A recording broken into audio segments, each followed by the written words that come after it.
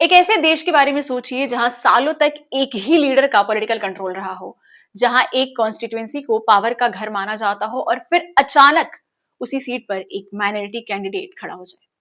बांग्लादेश में इस वक्त सिर्फ इलेक्शंस नहीं हो रहे हैं, ये एक पॉलिटिकल रीसेट हो सकता है, ये माइनॉरिटी पॉलिटिक्स का टेस्ट हो सकता है और इंडिया के लिए भी एक स्ट्रेटेजिक अलार्म बेल है।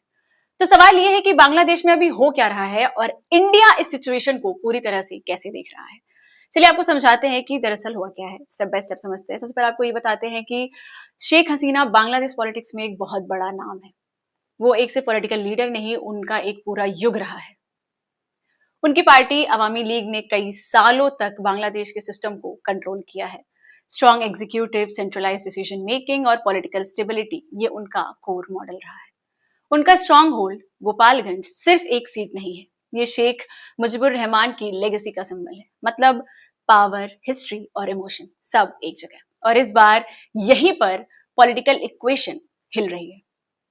दरअसल स्टोरी यहाँ पे इंटरेस्टिंग इसलिए हो जाती है कि शेख हसीना की सीट पर इस बार एक हिंदू कैंडिडेट सीरियस चैलेंज दे रहा है। बांग्लादेश में हिंदूज की पॉपुलेशन वैसे तो माइनॉरिटी में है, लगभग 8 से 10% लोग ही वहां पे हिंदू हैं, लेकिन कुछ कॉन्स्टिट्यूएंसीज में उनका वोट काफी डिसाइसिव होता है।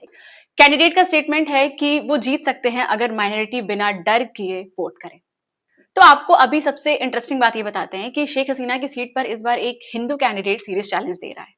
बांग्लादेश में हिंदूज पॉपुलेशन वाइज माइनॉरिटी में है, लगभग 8 से 10% लोग ही वहां पे हिंदू हैं, लेकिन कुछ कॉन्स्टिट्यूएंसीज में उनका वोट काफी डिसाइसिव होता है। कैंडिडेट का एक स्टेटमेंट आपको बताते हैं, ध्यान से सुनिए। वो कहते हैं कि मैं जीत सकता हूं अगर माइनॉरिटीज बिना डरे वोट कर पाए।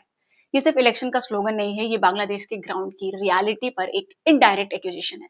पिछले कुछ सालों में हमने देखा है कि हिंदू टेम्पल्स पर काफी अटैक हुआ है, माइनॉरिटी कॉलोनीज में वायलेंस हुआ है और पॉलिटिकल इंस्टेबिलिटी भी काफी बढ़ी है। इस वजह से ये सीट एक सिर्फ सीट नहीं है, एक लिटमस टेस्ट बन के रह गई है कि क्या माइनॉरिटीज फ्री होकर वोट दे पाएंगे, क्या उनका ट्रेडिशनल फोर्टेस गिरेगा, क्या नैरेटिव चेंज होगा। अगर यहाँ से रिजल्ट अनएक्सपेक्टेड आता है तो सिर्फ एमपीज ही नहीं, बांग्लादेश की थोड़ी पॉलिटिकल हिस्ट्री को भी ये चीज क्वेश्चन करेगी। बांग्लादेश के पॉलिटिक्स में परमानेंट राइवलरी रही है सिर्फ दो पार्टीज की, वो है अवामी लीग और बीएनपी यानी बांग्लादेश नेशनलिस्ट पार्टी।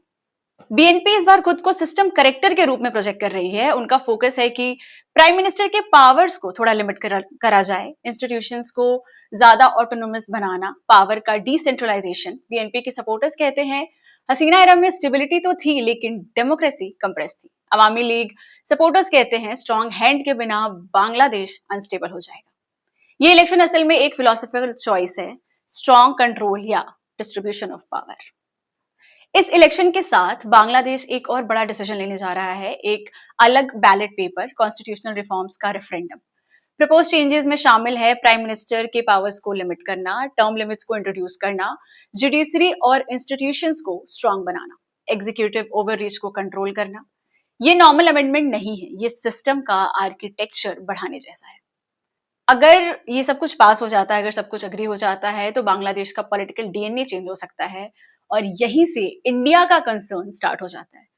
अब इंडिया के लिए बांग्लादेश के इलेक्शंस क्यों इंपॉर्टेंट हैं, इसको समझते हैं।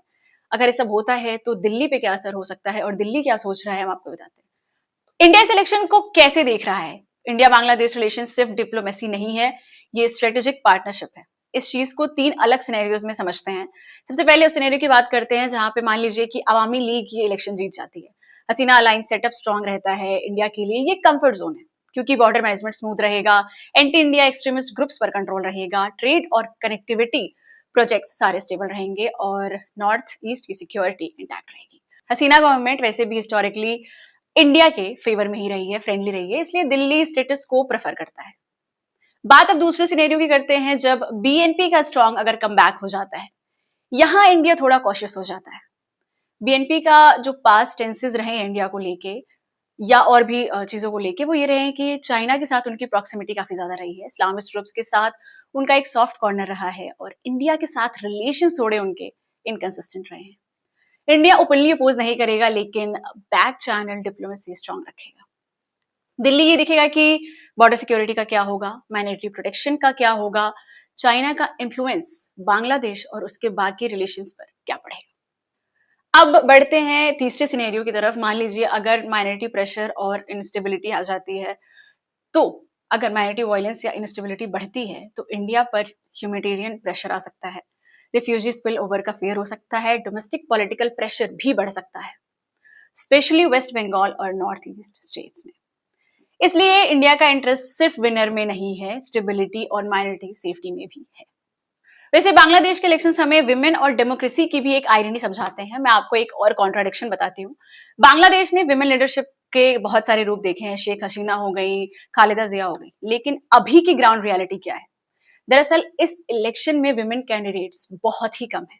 कई पार्टीज ने तो एक भी फीमेल कैंडिडेट को खड़ा नहीं किया है। अब रिपोर्ट्स के मुताबिक उन्होंने फीमेल कैंडिडेट्स को क्यों नहीं टिकट्स दिए हैं, इसके रीजंस बताए गए हैं कि थ्रेट्स, इंटिमिडेशन, कैंपेन प्रेशर। ये दिखाता है कि सिंबलिज्म और एक्चुअल पार्टिसिपेशन में काफी गैप है, और ये भी डेमोक्रेसी के हेल्थ का इंडिकेटर होता है वैसे तो जाते जाते ये समझते हैं कि इस इलेक्शन से क्या होगा, क्या डिसाइड करेगा। ये इलेक्शन डिसाइड करेगा कि क्या शेख हसीना एरा डोमिनेंस वापस आएगा, क्या बीएनपी सिस्टम रिसेट करेगी, क्या माइनॉरिटी सिर्फ वोट बैंक रखेंगे या पावर फैक्टर में आएंगे, क्या कॉन्स्टिट्यूशन जेन्युइनली डेमोक्रेटिक होगा, और क्या बांग्लादेश रीजनल जियोपॉलिटिक्स का डायरेक्शन चेंज करेगा। और इंडिया के लिए भी इंपॉर्टेंट इसलिए हो जाता है कि हम सिर्फ नेबर्स का इलेक्शन नहीं देख रहे हैं, ये हमारे लिए भी बहुत ही कंसर्निंग होगा, क्योंकि बॉर्डर सिक्योरिटी, माइनॉरिटीज और चाइना के इन्फ्लुएंस का सवाल है। तो अब बांग्लादेश का इलेक्शन ही बताएगा कि आगे क्या हो सकता है। बांग्लादेश का ये इलेक्शन सिर्फ बैलेट का नहीं है, ये पावर का बैटल है, नैरेटिव का बैटल है और सिस्टम का बैटल है। तो जाते जाते समझने वाली बात सिर्फ ये है कि बांग्लादेश का इलेक्शन सिर्फ बैलेट का बैटल नहीं है, ये पावर का बैटल है, नैरेटिव का बैटल है और सिस्टम का बैटल है। वोट से सिर्फ एमपीज नहीं चुने जाएंगे, सिर्फ कॉन्स्टिट्यूशन नहीं बदलेगा, साउथ एशिया का पावर बैलेंस भी थोड़ा सा शिफ्ट हो सकता है।